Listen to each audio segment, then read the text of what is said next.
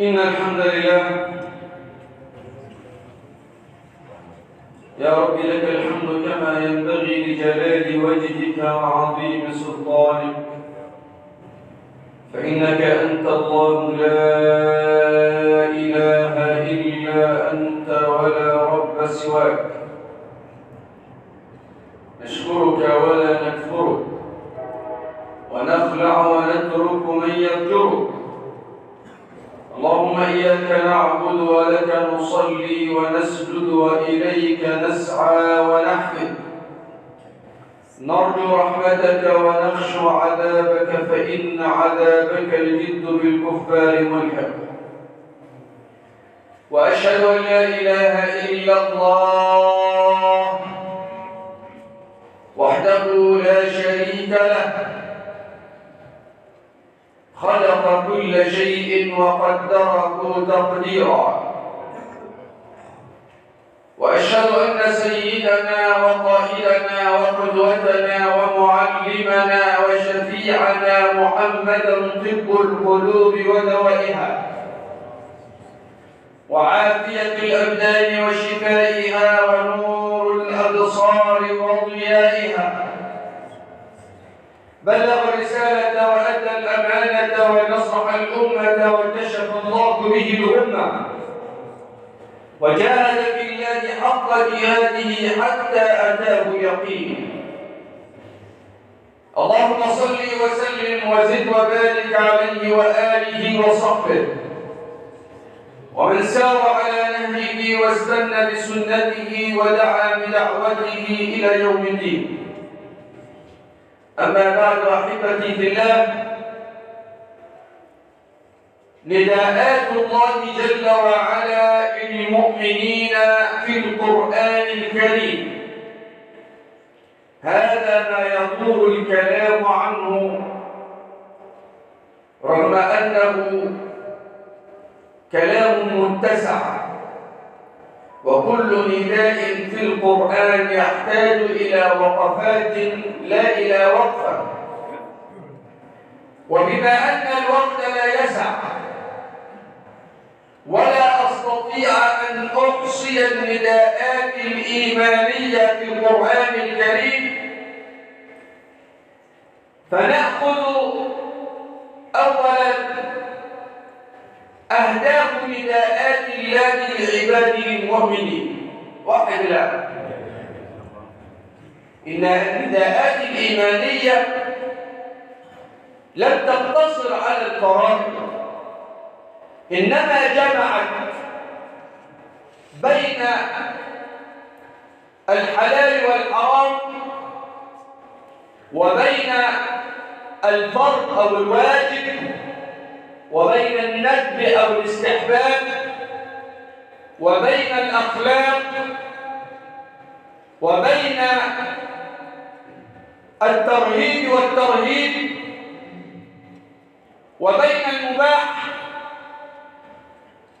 فليست كل النداءات الإيمانية فيها أمر يحتاج الفرضية أو الوجوب، ولكن فيها كذلك.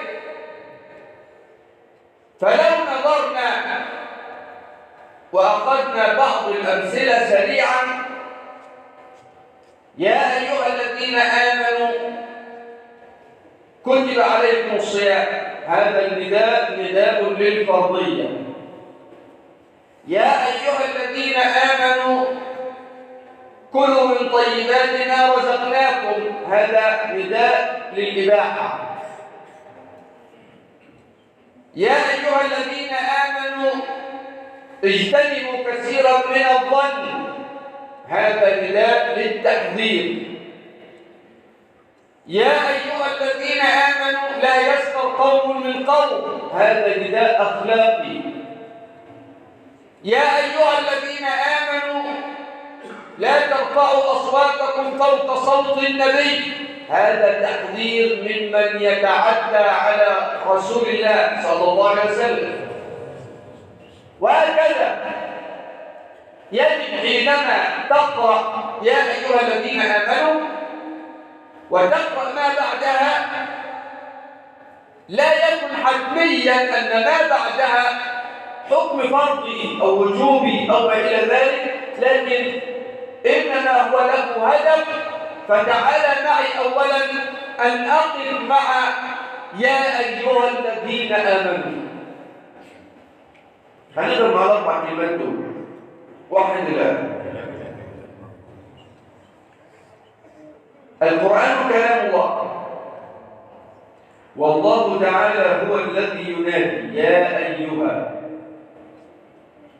أيها الذين آمنوا.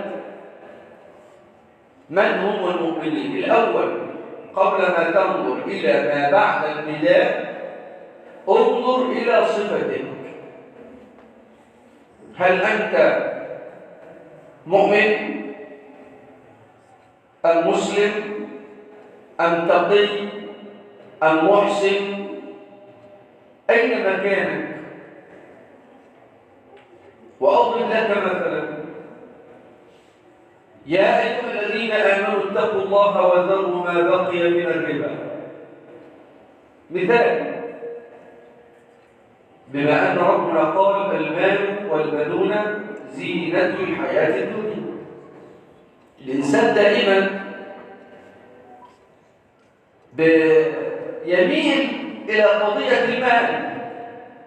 عند المال والمعاملة المالية تستطيع أن تفرق بين الطيب والخبيث. أول شيء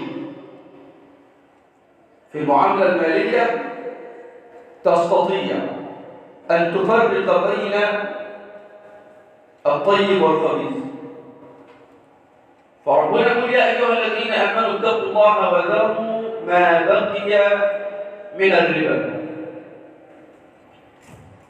واحد يتعامل في هذا الأمر، سواء يعني في مؤسسة عامة أو مع أخيه في تشغيل أموال وما إلى ذلك يعني. وأنا لا أخلط بين البيع والربا ولا بين الربا والمضاربة والمشاركة، كل منهم حدوده. لكن باختصار شديد كل قرض جر نفع فهو ربا، حتى لا نسأل كثيرا في قضية الربا. إنما شاهد كلامي، أول ما تأمر أخي الحبيب كفاك تعامل في باب كذا فإنه قد حرمه الله. منادى يا أيها الذين آمنوا. هل أنت مؤمن حتى تستجيب لكلام الله؟ هو ده الأصل. الأصل في النداء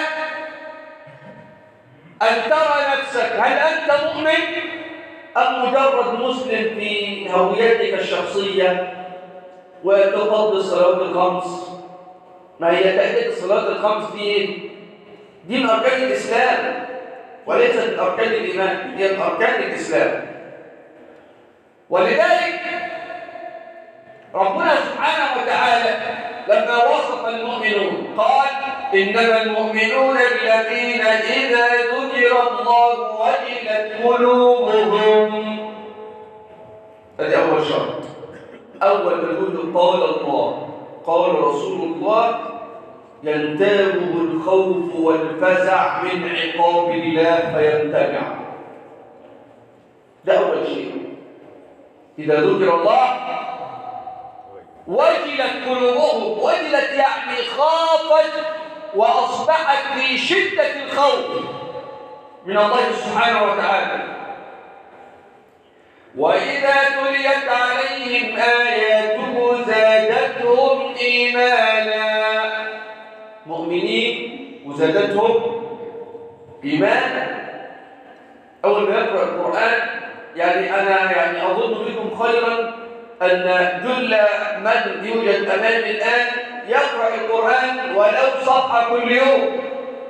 يقرؤون القرآن ويمرون على آيات الله، ومنهم من أظنه على خير إنه ممكن يختم القرآن في أسبوع أو في أقل. لكن هل توقفت عند نداءات الله سبحانه وتعالى في القرآن الكريم؟ كان سيدنا الإمام الشافعي يقول: إذا كان جبريل يأتي لرسول الله صلى الله عليه وسلم بقرآن من عند الله فيتصبب عرقا في أشد الشتاء، جو البرد الشديد، أول ما يجي سيدنا النبي القرآن يتصبب عرق. إذا كان سيدنا النبي صلى الله عليه وسلم قال: شيبتني هود وأخواتها. السيدة عائشة بتعد الشعر الشيب في لحية رسول الله وفي رأس رسول الله صلى الله عليه وسلم. فتقول يعني يا رسول الله كان في عهد سيدنا النبي ما كانوش بيشيبوا بين 50 و60، يعني صعب. النهارده يعني ممكن الطفل ينزل من بطن أمه وشعره قد شاب، نسأل الله السلام.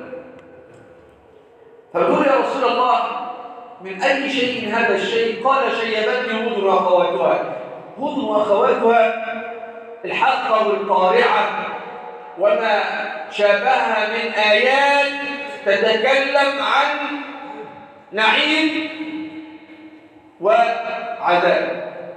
الاثنين دول تحدث عن أهوال القيامة، في آيات تتحدث فيها عن أهوال القيامة. سيدنا عبد الله بن عباس يقول: ما شيب رسول الله في هود إلا حديث الله عن نوح وقومه. نوح في لحظة يعني الأرض والسماء أصبحا يتقابلان بالماء في لحظة، والطوفان نوح وما إلى ذلك القصة معروفة. فكان خفت من اللي حصل مع قوم نوح يحصل مع مين؟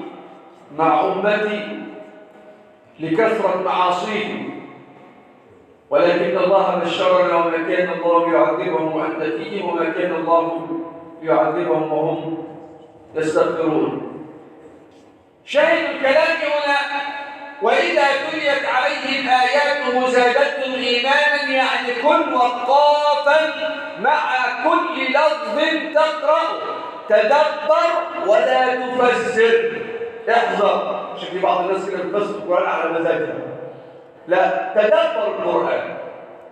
في ألفاظ صريحة في القرآن مش محتاجة يعني تأويل، في ألفاظ صريحة. تدبر القرآن. إن الصلاة كانت على المؤمنين كتابا موقوتا. طيب أنا كده أنا فعلا بصلي الفرض في وقته وفي بيت الله، ولا عمال أجي وأسوي؟ إنما التوبة على الذين يعملون السوء بجهالة ثم يتوبون من قريب. طب أنا منهم ولا عمال أسوي في التوبة؟ وهكذا زادتهم إيمانا وعلى ربهم يتوكلون الذين يقيمون الصلاة ومما رزقناهم ينفقون. اسمع لوصف الله: أولئك هم المؤمنون حقا. مؤمنون حقا هم دول. القرآن زلزل قلوبهم، ذكر الله يشعر به كل أعضاء أجسادهم، يقفون عند نداء الحق في الصلوات. وبعدين قال: ومما رزقناهم ينفقون. ومما رزقناهم ينفقون ليست مقتصرة على المال أبدا. عشان بعض الناس بيظن ان كلمة مما رزقناهم ينفقون في القرآن كله بيعتقد انها ايه؟ قضية مال. الأصل فيها الزكاة، لكن كل شيء رزقت به أنفق منه. عندك علم علم الناس، عندك فقه الدين انصح، وهكذا. كل نعم الله لك رزق، فيجب أن تغمر من حولك بذكر الله مما علمك وبالعلوم التي تعلمتها. أي نوع من أنواع العلم رزق علم الناس به. ومما رزقناهم ينفقون. عشان كده ربنا سبحانه وتعالى يقول إيه؟ أولئك هم المؤمنون حقا. ما هو في إيمان مزعزع وفي إيمان كما كنا نتكلم في أكثر من لقاء يزيد وينقص. اللي عايز يزود إيمانه يكون وقافا عند هذه الآيات، يقف دائما عند هذه الآيات. ولذلك بعض الناس يعني وأسفاء يقفوا عند الآية يقرؤونها وبعد ذلك يبحث عن حكم في آية من المتشابهات أو من الناسخ والمنسوخ أو من أنواع علوم القرآن عموما، ولكن لا تتفق مع هذا الزمان والمكان. لا، كن وقافا، أنت كن حذرا حينما يناديك الله يا أيها الذين آمنوا كن حذر. ماذا تريد مني يا رب؟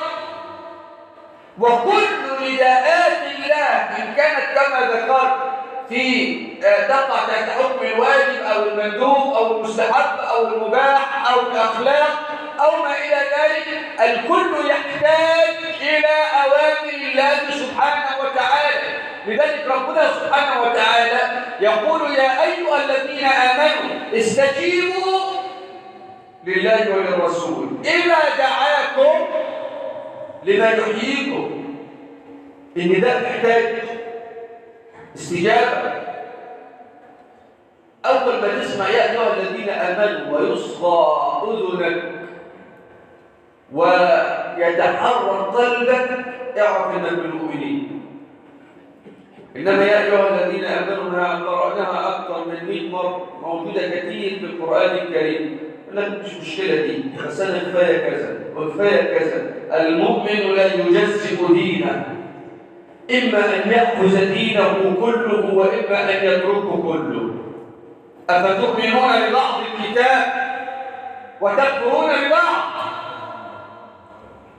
الدين لا يتجزأ، النداء لا يتجزأ. طب اسمع لي أعجب ما قرأت وما زال القرآن يوجد فيه هذه الآية إلى يوم القيامة، وقرأت فيها تفسيرا كثيرا إلا أنني إلى الآن لم أشعر بالتشبع في معنى هذه الآية. أظن أن لها معنى أبلغ وأشد يريده الله. يا أيها الذين آمنوا آمنوا. سمعنا تفسيرات كثير، أصحاب اللغة غير للتوكيد أو لتأكيد المعنى، وأصحاب التفسير بعضهم قال لدوام الإيمان، استمرارية الطاعة، دوام العبادة. لا أكيد معنى ثاني. إيه آمنوا أو آمنوا؟ طب ما هم مؤمنين بيقولوا بالإيمان ليه؟ قضية عجيبة. كان سيدنا ابن القيم يقول لم يأمر الله سبحانه وتعالى أحدا بالإيمان بعد ندائه أنه مؤمن إلا أنه يجد أنه إيمان ناقص لم يكتمل.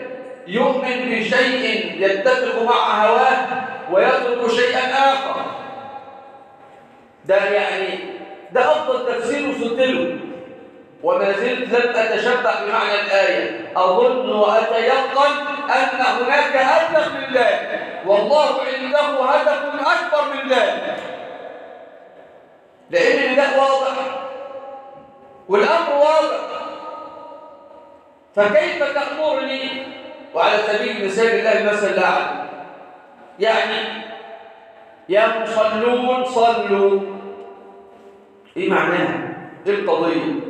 قضية إن صلاتهم نقص، حركاتها غير يعني ليست فيها اطمئنان، القراءة سريعة ليست فيها تدبر، فالصلاة مزعزعة، مش هي صلاة أو هي صلاة سيدنا النبي صلى الله عليه وسلم. فلما تقول لهم صلوا معناها إيه؟ يعني أقيموا الصلاة بأركانها سليمة، أعطوها حقها. فمعنى يا أيها الذين آمنوا يعني أعطوا الإيمان حقه. الإيمان ما وقر في القلب وصدقه العمل. إذا كنت على حق وعلى يقين وعلى إيمان بالله أنه هو الرزاق فلن تحزن لضيق رزق ولن تفرح لسعة رزق. إذا كنت على يقين وإيمان أن الله هو المعطي والمانع فلن تحزن لشيء ولن تفرح لشيء. أهم شيء من الإيمان أنك في رحلة سفر سوف تلقى الله لا بد وأن يقابلك فيها العثرات، فبهذا لا تحزن لأمور الدنيا. هذا هو المؤمن. لذلك سيدنا النبي وأختم بهذا الحديث لما قال عجبا لحال المؤمن كله خير، إن أصابه أو أصابته ضراء صبر فكان خيرا له، وإن أصابه أو أصابته حسب الرواية سراء شكر فكان خيرا له. وهذا هو حال المؤمن. ابحث عن إيمانك في قلبك، وابحث عن هذه القوة الإيمانية التي خلقت بها كما أخبر رسول الله صلى الله عليه وسلم. أقول قولي هذا وأستغفر الله العظيم لي ولكم. ادعوا الله عسى أن يستجيب لكم.